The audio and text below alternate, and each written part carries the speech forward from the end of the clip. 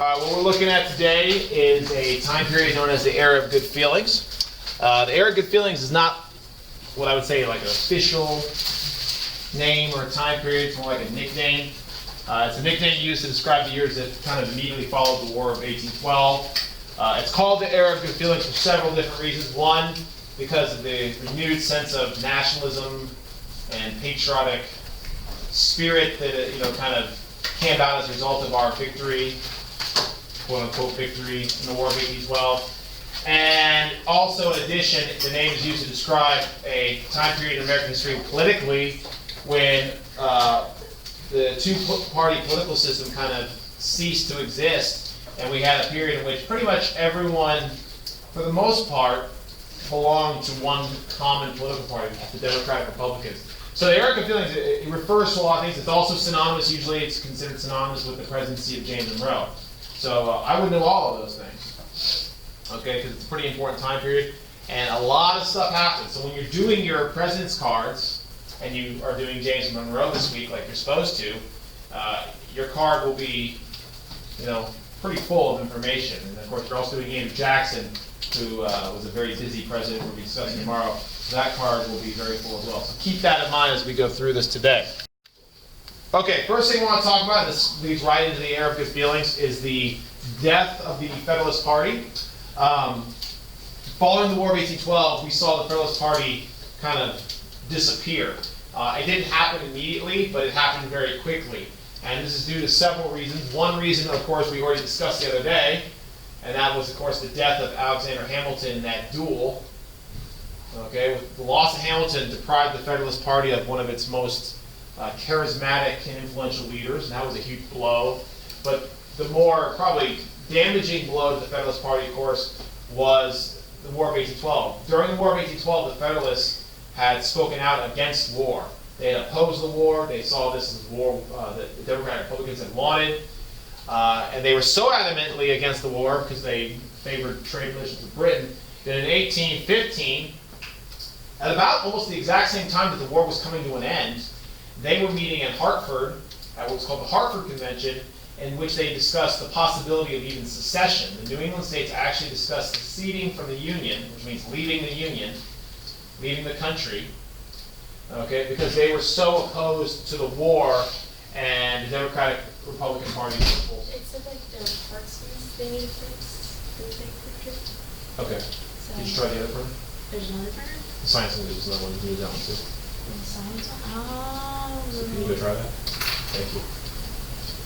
Okay, so because they discussed things like secession and rebellion, treason, okay, and then we went ahead to win the war.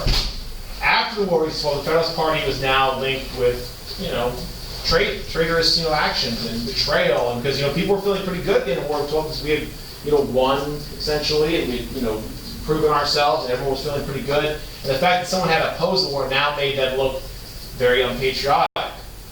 Okay, so all of these actions contributed to the slow death of the Federalist Party.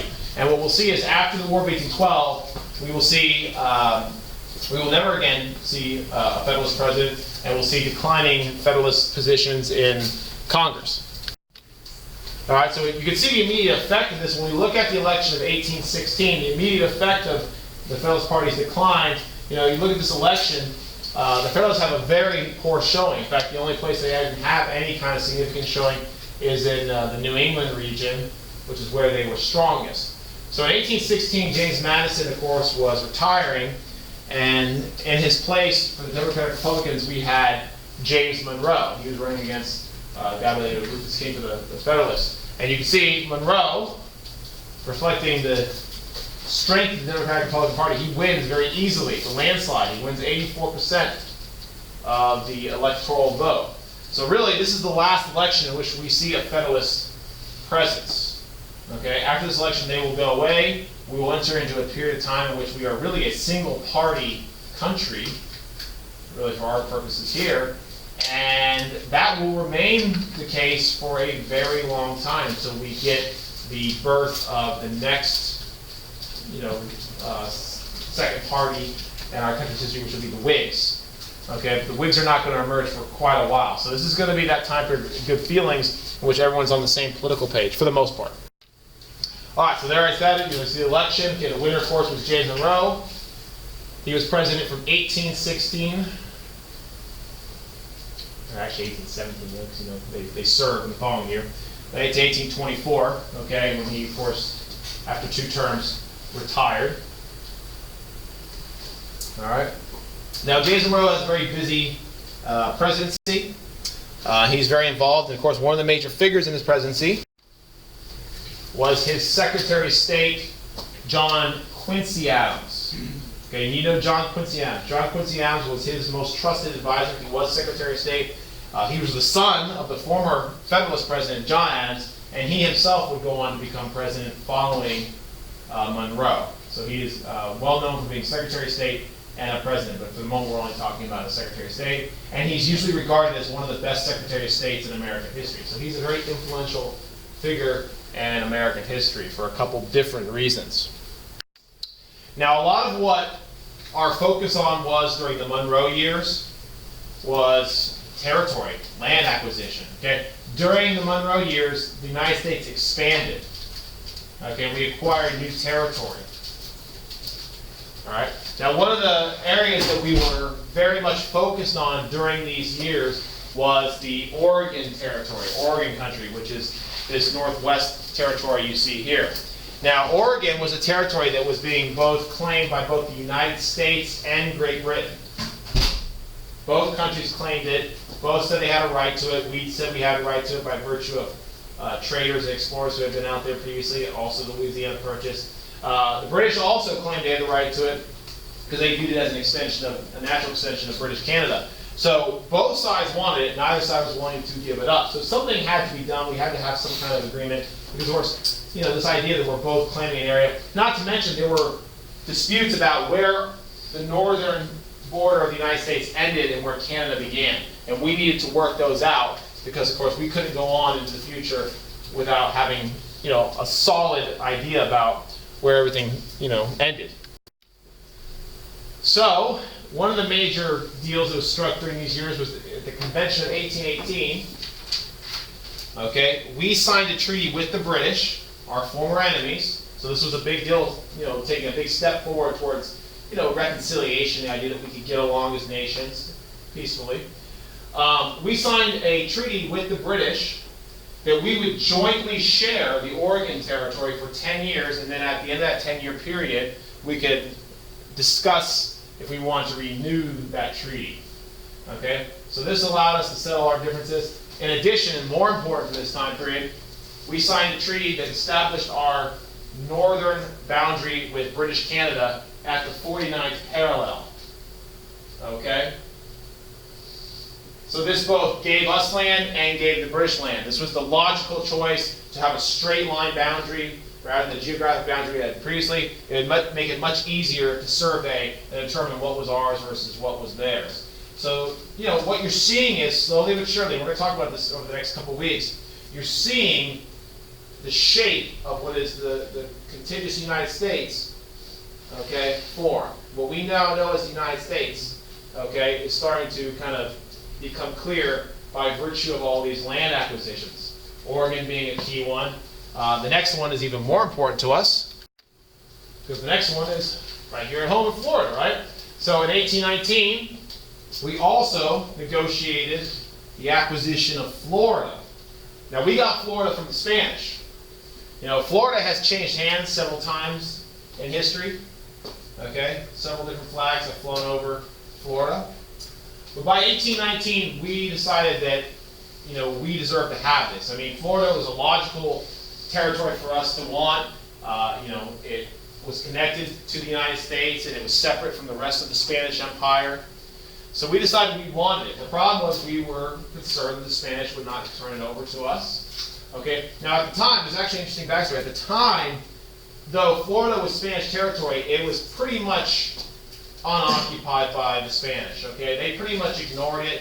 There was not much of a Spanish presence there. Now that's not to say there weren't people in Florida. There were settlers in Florida. There were Spaniards. There were Britons. There were runaway slaves. There were Indians. Okay. So there were a lot of people living in Florida. But the fact of the matter was the Spanish had not really exerted tremendous control over it. So we believe this presented an opportunity for us to put pressure on them to sell it to us. So what we did is kind of bold. John Quincy Adams, Secretary of State, ordered Andrew Jackson, the general, the one who had won at the Battle of New Orleans. He sent Andrew Jackson into Florida, and our official reason partially for going in was to kind of defend against Indian raids that we claimed were attacking us across the border, things like that. But Jackson actually exceeded his orders, and he went on to not only attack Indians, but also to seize territory from the Spanish. He even, in one very controversial moment, arrested 2 British citizens who were selling weapons in Florida and had them both executed. He actually executed British citizens, which was a huge international incident because, an American general killing British citizens, I mean, you can see why that would make them very upset. Okay? So even though Jackson was heavily criticized by many Americans, including the president actually believed that Jackson probably should have been reprimanded and relieved of duty. However, Quincy Adams defended him. Despite that, it sent a message to Spain. It was kind of like Spain was like, oh, these Americans aren't messing around. The way they're behaving, it looks as if, if we hold on to Florida, they may end up trying to take it by force. And we may lose it anyways without getting a dime, and that would make us look very badly. So, arguably, Jackson's actions in Florida, though they were pretty much illegal, I mean, they were definitely illegal in their national sense, probably contributed to Spain's willingness to sell the territory to us. So in 1819, in the Adams-Onis Treaty, which is also sometimes referred to as the Florida Purchase Treaty, okay, Spain sold Florida to the United States, okay, which was a pretty big acquisition for us. And of course, it connected the rest of the United States to that southern eastern part, and it made logical sense.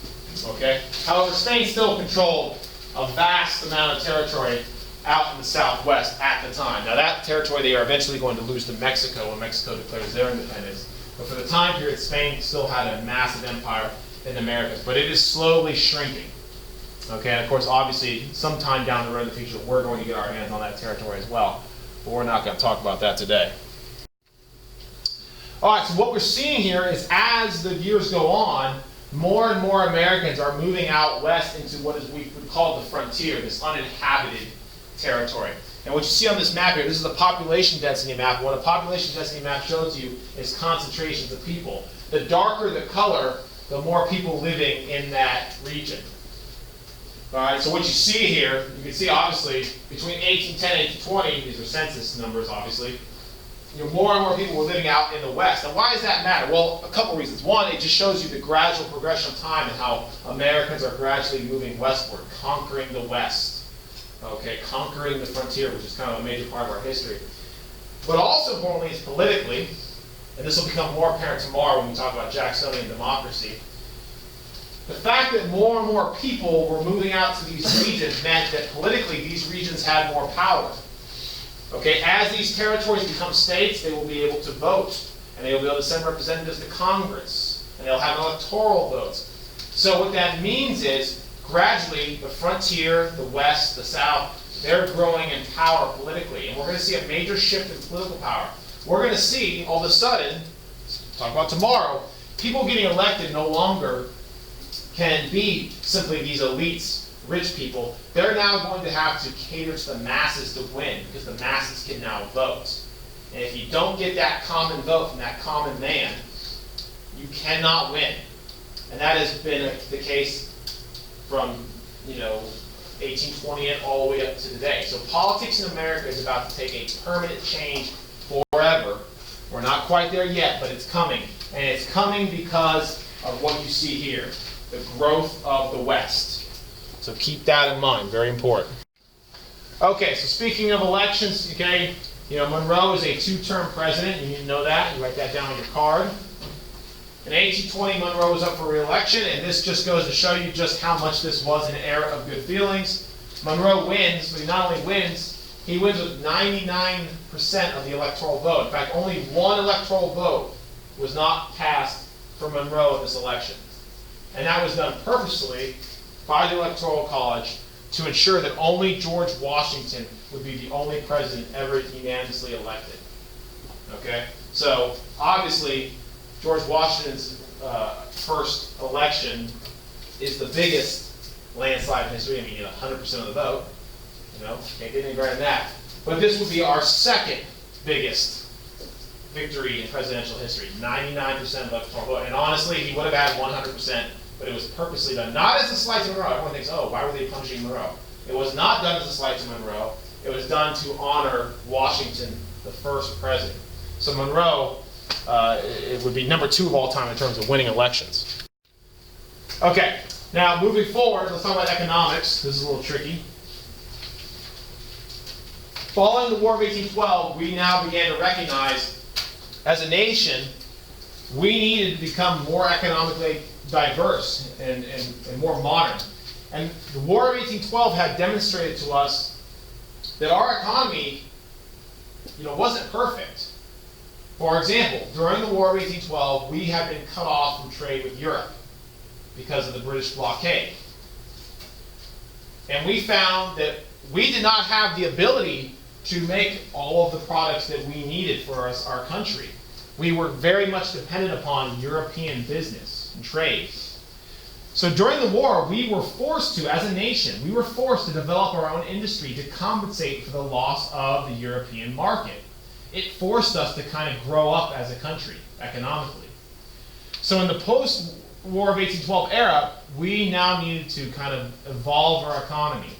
And one of our congressmen was this guy named Henry Clay. He's probably the most influential congressman of his day. He's one of the greatest congressmen that ever lived.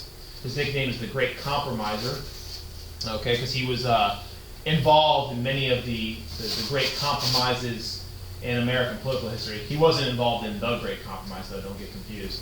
But he was involved in a lot of compromises, like the Compromise of 1820, which is known as the Missouri Compromise, the Compromise of 1850. So anyways, Henry Clay proposed what he called his American system. The American system was kind of, it wasn't a law or it wasn't a bill or anything, but it was like an idea about how we should kind of direct our economy. His idea of what the American economy should reflect. All right. So the American system really had 3 major points, and they're pretty complicated, so let's go through each one. And I'll explain each one if you don't understand them. The first one is a high tariff. All right? So once again, we've talked about this before, a tariff is a tax on what? Imported goods, foreign goods, right? The tariff would do 2 things for America. One, it would raise revenue. It was a tax. That's good. Raises revenue, pays for American programs. But the tariff did more than that. Because the tariff was high, which means it taxed foreign goods at a high rate, it would also simultaneously protect American business. And the way that works is, by taxing foreign goods, it would cause foreign goods to be expensive. This would in turn encourage Americans to buy American-made goods, which would have been less costly. To be fair, European products were probably better than ours back then, because they were more industrialized than us and they probably did a better job. So Americans probably would have preferred European goods. So we had to discourage Americans from buying American-made products by taxing them. So a high tariff would ensure American businesses would be protected. They wouldn't have to compete unfairly with European-made, cheaper, better products. And they would encourage American industry. Now, where was most American industry? In the Northeast. So the tariff was most beneficial to people who lived in the North. Keep that in mind. All right, part 2 of the American system. The preservation of the Bank of the United States. He wanted to continue on, recharter the Bank of the United States, let it continue on. The Bank of the United States would continue providing an economic function, regulating our economy, regulating currency, things like that. Okay? That was important. And then part 3, he wanted to allocate federal tax dollars. Federal tax dollars means from the big pot of money. He wanted to allocate federal tax dollars to pay for internal improvements. What do I mean by that? I mean things like roads and canals, which were our 2 primary methods of transporting goods in this time period in American history. Not yet railroads. Railroads aren't on the scene yet, not really. Okay? So he wanted to actually use federal money to build roads that went through various states, okay, which was controversial because back in those days, states were really adverse to spending money on projects that didn't benefit them. Like Georgia wouldn't want to spend tax dollars to build a canal in New York because they're selfish. I'm not saying all Georgians are selfish. I'm just saying most Americans back in those days were selfish about where their tax dollars went. Now, here's the thing, you might look at those and go, okay, what's the big deal? I mean, all those sound like pretty positive things, and most Americans did not have a problem. Most Americans supported Henry Clay's American system, and we ultimately ended up, to some degree, doing all of those things in some fashion. But there was one section of the country that was more opposed to the American system than any other. Does anyone know? The South. The South was most opposed because the South felt like they didn't get anything out of it. The tariffs protected American northern businesses. Okay? The bank was kind of whatever, no one really, some states did care about the bank, but not as much. And in the bottom one, internal improvements, many southern states and their, with their commitment to states' rights and things like that, were opposed to the idea of having to pay for federally funded projects, particularly roads and canals that they were afraid would siphon off workers from the south to the west. Roads would connect the west with the east, and they were afraid, well, where's all the labor going to go? They're all going to leave on these roads and canals, and they're going to go elsewhere to farm, and they're going to lose that labor base. So Southerners were very much opposed to a lot of these policies. Now, while that's not important so much right now, later on, there is going to be a major event in American history, which we're going to get to tomorrow, in which Southern anger over the American system, particularly the tariff, will lead to one of the biggest crises in American history, where we face the prospect of civil war. So keep that in mind, okay? I'm kind of foreshadowing stuff we're going to talk about later. So this is essentially what the American system was trying to create: a modern, diversified economy and society. Cities with industry, agriculture, canals and roads connecting them together through this trade, and even international trade across the ocean. We were trying to evolve into a modern economic power, which we weren't quite there yet. And we're right there. We're right on the verge. Right now, in American history, we're right on the verge of entering into the Industrial Revolution, which is the time period in American history in which we kind of really industrialize and mechanize. That's going to begin, there's no official start date, but I would say 1830 is really a pretty solid start time for the American Industrial Revolution. It was happening elsewhere already. All right, now that's not to say everything was good economically. At the same time we were doing all this, and it's not surprising, while we're undergoing major economic transformations, we also had a panic, or an economic crisis. Okay, that's what a panic is, right? Back in those days, they called recessions panics. I guess we just changed the name because panic sounds bad. Okay? We don't want to like a panic of 2008. That doesn't sound as good, right? So anyways, what caused this panic? Well, some things beyond our control and some things within our control. Okay, one of the things that caused the panic was global instability. After the Napoleonic Wars ended, markets were disrupted. War had consumed these countries for so long. It took a while to kind of, retool back to peacetime. Typically after a major war, countries will go into a brief recession. That's actually very common. Okay, it's happened in the United States many times. Okay, so yeah, that's one thing that affected us. But even internal stuff, even stuff we were doing was disrupting our economy. Excessive land speculation. People were buying up lands out west, not to use the land, they were buying them with borrowed money, and then they were trying to sell the land for an increased profit. Okay, they were turning over the land really quickly. Now that's all well and good, but what happens is, eventually, if a lot of people are doing this, there aren't enough buyers for that land. And if you can't pay back the debts that you racked up to buy the land, okay, now banks that loaned you the money go out of business, which causes an entire economic collapse. So this is a big deal. This is kind of the same thing we saw with the Great Depression in the stock market, but having to do with land speculation. It's also the same thing happened to us in 2007, 2008 with the housing market when it collapsed. People were speculating on houses so much that it caused the entire market to collapse. So, we can kind of learn from our past mistakes, and this is kind of one way we do it. Okay? Lastly, the unrestrained issuing of paid money. Back in those days, locals and state banks would actually issue their own money a lot of times. So let's say you lived in South Carolina. You might have a local bank, and that local bank would actually issue paper money based on how much you had in deposit.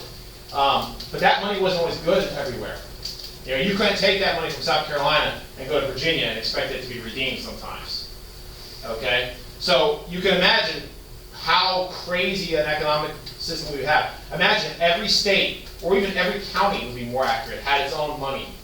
We didn't have a national currency always. So this contributed to economic issues because these banks would they could print as much money as they want, which caused inflation, which was a disaster. So the Bank of the United States would have to step in and kind of fill that void. But anyways, all these problems were affecting us economically. So this was kind of one of the things that was, hurting our growth as a country at the time. All right, now on to the big stuff. The last couple things I have here today are really important. I saved them for last. All right. Probably the most important event of the Monroe years, I would say, in terms of its long-term effects, is this right here. Okay, we talked a lot about land acquisition. We talked about Florida. We talked about Oregon. All right, now let's talk about Missouri. All right, in 1820, Missouri, here's Missouri right here. Missouri was now ready for statehood. Missouri wanted to become a state. It had met the prerequisites, it had enough people, they had drafted the Constitution, they applied for statehood, they were ready to become part of the United States. Okay? The problem was this. In 1820, we had a relatively even balance between free states and slave states in this country. Now, why does that matter? Who cares? Well, it does matter because that balance is what maintained the peace. In the North, where you had people who were opposed to slavery, okay, and in the South, you had people who were in favor of slavery, okay, you had these rival factions. One side wanted to eliminate slavery, the other one wanted to see it continue. The fear was if any one side, if any one faction, pro-slave or anti-slave, got more political power than the other, they would use that political power to either destroy slavery or to enable it everywhere. Okay? So you had these two rival factions all divided about the issue of slavery. Now, if Missouri comes into the country as a slave state, it will tip the power in favor of the slave states. If Missouri enters the country as a free state, it will tip the power in favor of the abolitionists, the free states. So this was a big deal. And the debate over Missouri statehood and slavery and, whether it be slave or free territory got so heated that this is when we started to even see people start bringing up the issue of secession and even civil war. Okay, the South was already in 1820 talking about the possibility of secession and civil war over the issue of Missouri statehood. This is a huge crisis. We had talked about how during the Constitution we had discussed slavery and how the founding fathers were like, you know what, forget it, we can't deal with it right now. Let someone else deal with it down the road. Well, this is down the road. It's 1820, and now we're facing slavery again. Okay? Now there was clearly going to be no budging on this issue. So a deal had to be struck. So the savior of this big crisis is Henry Clay. Henry Clay, the great compromiser, he steps forward and he offers a compromise. That's what he does. That's his thing. Okay? And the compromise he offers up is the Missouri Compromise, also sometimes referred to as the Compromise of 1820. No vote. But Missouri Compromise is the better term. All right, so the Missouri Compromise has three components. On your notes, go ahead and list them out. 1, 2, 3. So you got Missouri Compromise, and then under that you can number it 1, 2, 3. Here are your components. All right, component 1. Missouri is added to the country as a slave state. That's why it's red. All these red territories are slave. Missouri will be added as a slave state. That obviously appeases the slave power in the South.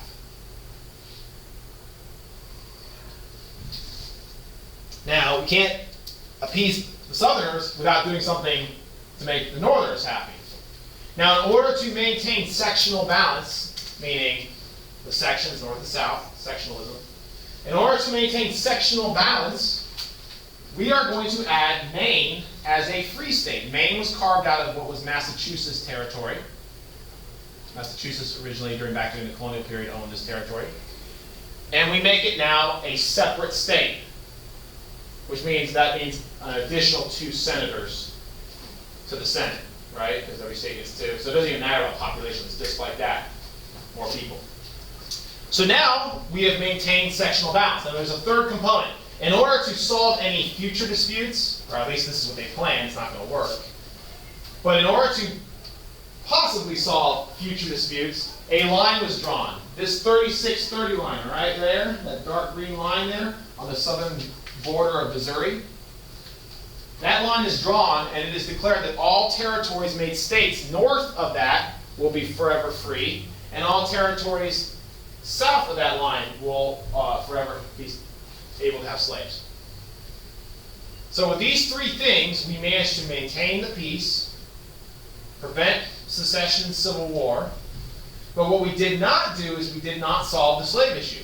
There's still abolitionists in the North who are opposed to slavery. There's still slaveholders in the South who would favor it. So what we once again did was we avoided the conflict. Okay? It's kind of like we put a Band-Aid on a very serious wound. Yeah, it kept us alive and it kept the country together, but it did not solve this festering problem in this country, which was slavery. And basically, the Missouri Compromise will hold the country together for the next 30 years until the next big crisis over slavery, and then we're going to have another compromise. Okay? And that's only going to hold us together a little bit longer. And of course, ultimately, 40 years from this point, we will have civil war.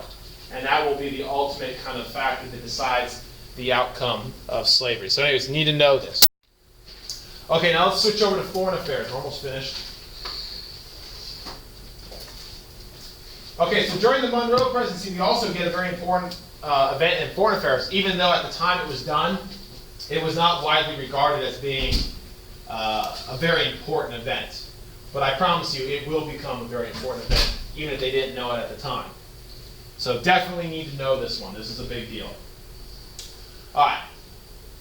So in 1823, we had a problem. The problem was this. Following the Napoleonic Wars, many European countries were now once again interested in expanding their empires and establishing colonies in the Americas. During the Napoleonic War era, everyone was pretty much busy killing each other in Europe to be worried about expansion and imperialism.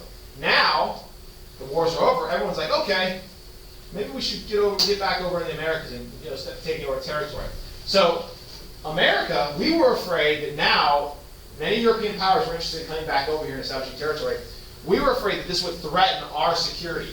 If England and France and Russia, which was up in Alaska, if they started to continue to encroach upon American territory, what did that mean for us?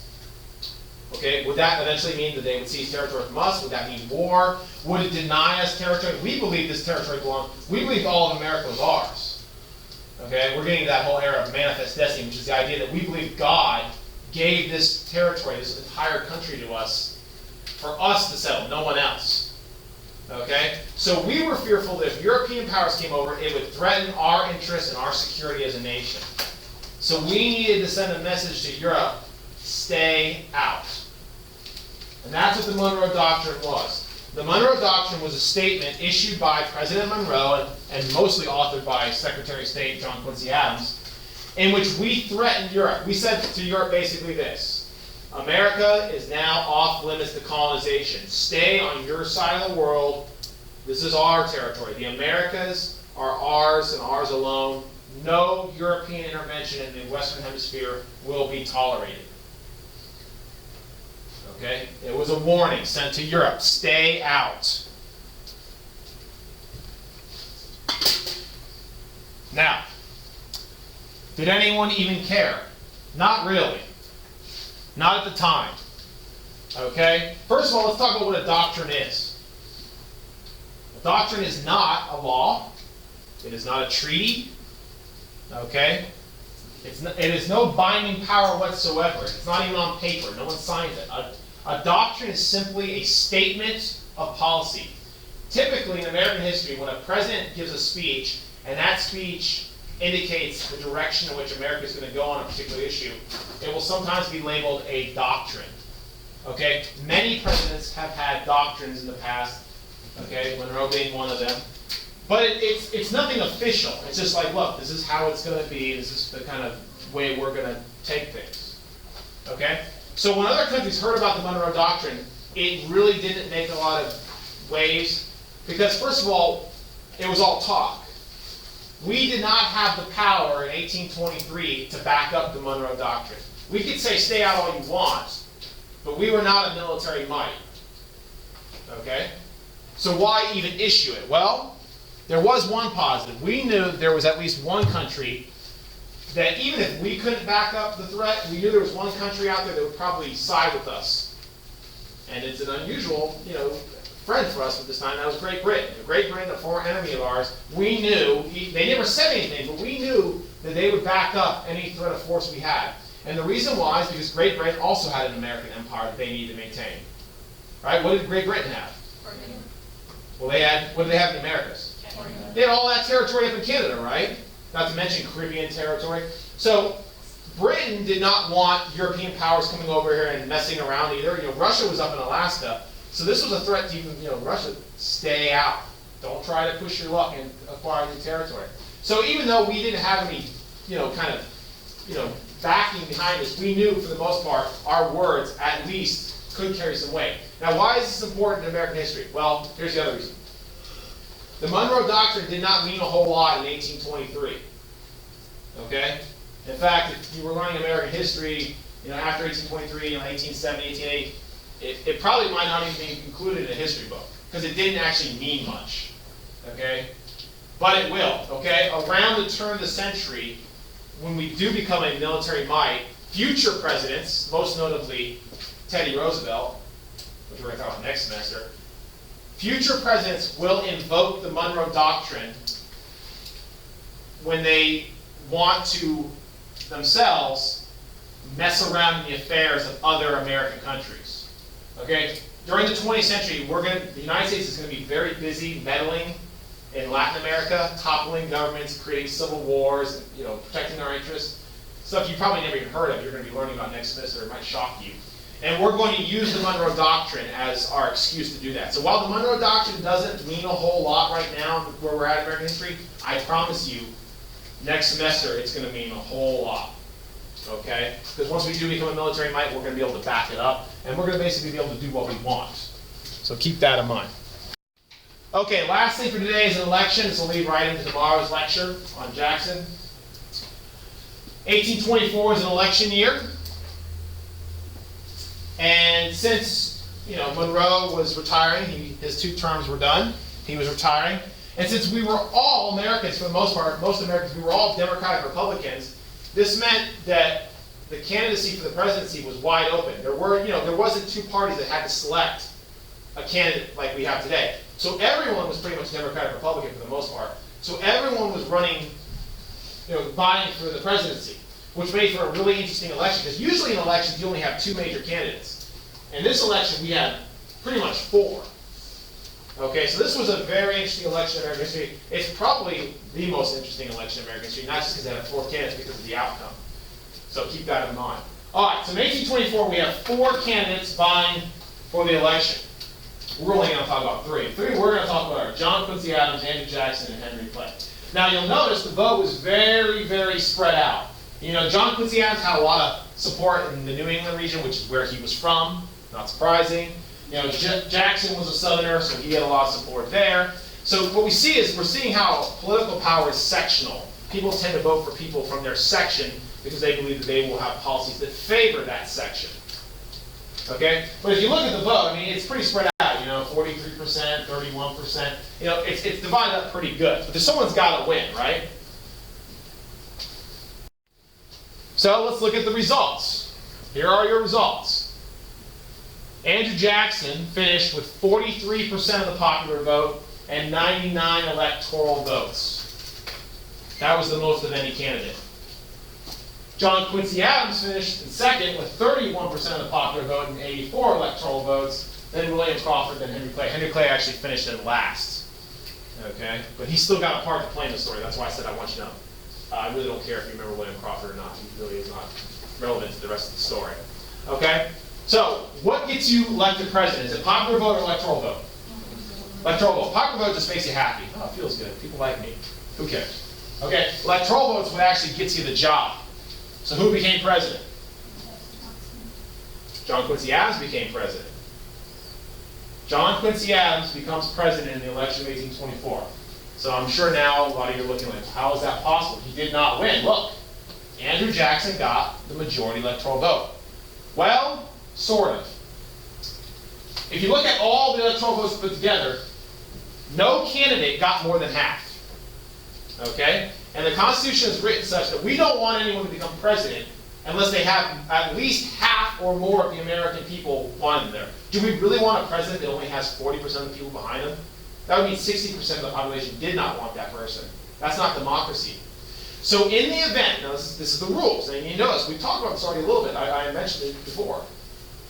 In the event that no candidate gets more than half of all the electoral votes, which means more than 50%, right? In the event that happens, who decides who wins the election?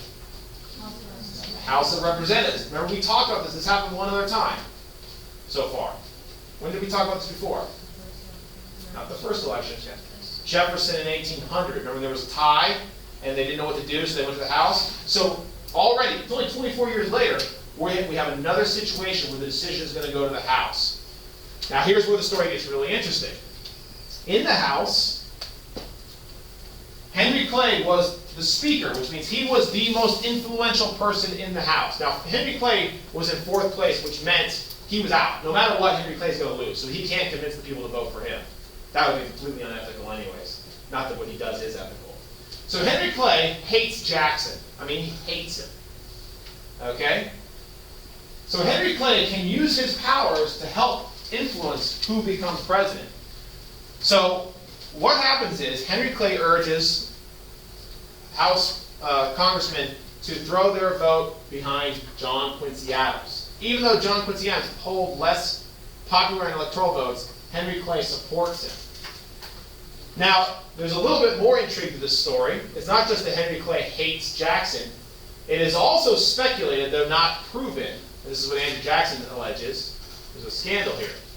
It is alleged that possibly John Quincy Adams and Henry Clay secretly worked a deal. And the deal was, John Quincy Adams approached Henry Clay and said, look, if you convince people to vote for me in the House and get me to be president, I will name you Secretary of State, which was a very prestigious position that oftentimes led to the presidency. Okay?